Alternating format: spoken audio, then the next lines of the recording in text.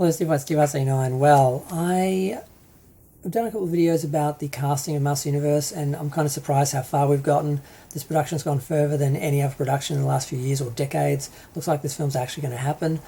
There's issues with the script, of course, being all set on Earth and everything, but as far as the casting goes, I did note that Idris Elba was playing the Man-at-Arms, and I felt like, why would you race swap that character? Yes, there's nothing specific about that character that mentions race, or the race really isn't specific to the character or anything, but he's such an iconic character and he's a redhead. Now, you may not realise this, but something that's happened a lot in Hollywood is, in an attempt to have more diversity and have more black people, they seem to have sacrificed the gingers. And there's this thing called ginger erasure, where you notice if they replace a cast member with a black person, it's always the ginger, it's always the redhead. And in this case, I saw a little thing someone had done up with the Masters Universe movie cast, all the actors that have been cast already, and the two black people are replacing redheads, and Tila, who's been played by, I think, a Latina actress, has brunette hair. And I'm like, so the three redheads are gone. And I'm like, why do they do this? It's like they feel they have to include, like, it's not organic. It's like they feel like they have to do it. So, well, how can we compromise? Well, we'll give them one of the redheads. We'll give them the redheads. And that way we keep the blondes and the more, in their view, I guess, important white people and white cast, and we'll just sacrifice the gingers. And I'm like, it just feels compromised. It feels cheap. It feels like they're giving the black people the hand-me-downs and what they think of as the less important characters because of discrimination against redheads. And that is a thing. They have had discrimination for centuries. It is an issue, and a lot of people don't take it seriously, but speak to a redhead about it and they'll tell you all about it.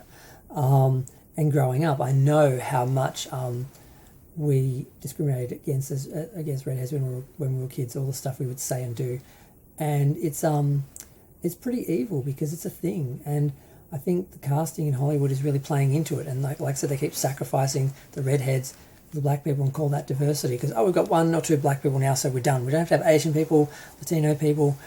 We just replace the redheads with black people and then we're done. And it's not enough. It's not organic. It doesn't feel. It just feels off. And I just saw this image and I was like, oh no, seriously, they've done it again. Because this has happened before with other films and people commented on it and criticised it, but no one listened and they're just doing the same thing again.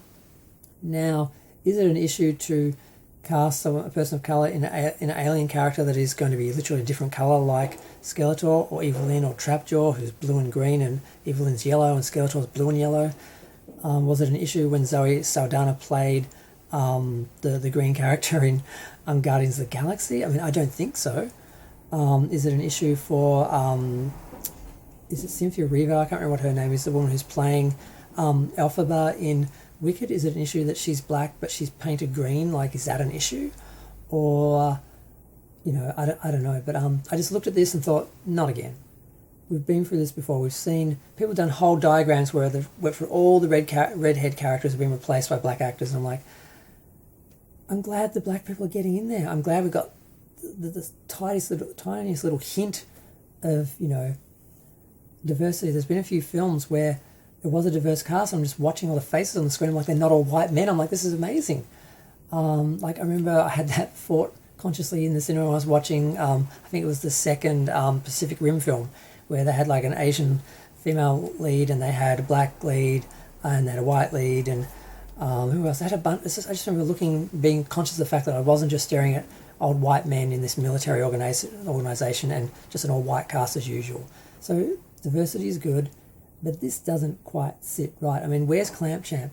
Clamp Champ was the sort of really the only black character.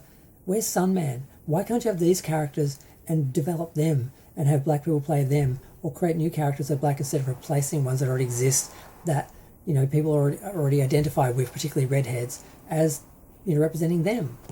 I mean, it's like, do they not matter? Apparently not. Hollywood doesn't think they do. So yeah, I saw this, it bothered me.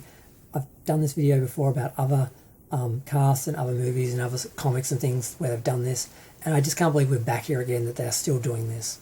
And I just had to have a rant. And no, I love Idris Elba. I think he can play a great man-at-arms, but I would have rather have seen him as Clampchamp or another character. Although I think Clampchamp and Sunman might be a little bit younger, so, you know, there's that issue. I'm sure he's going to play the character well, but there's something off about that, about what seems to be behind this. But yeah, I'm going to go. Feel free to share, like, comment, subscribe. Let me know what you think of Ginger Erasure. Does it exist? You know, is this compromising the diversity by sort of throwing out one minority for another instead of having a truly diverse cast and representing everyone? That's what I think it is.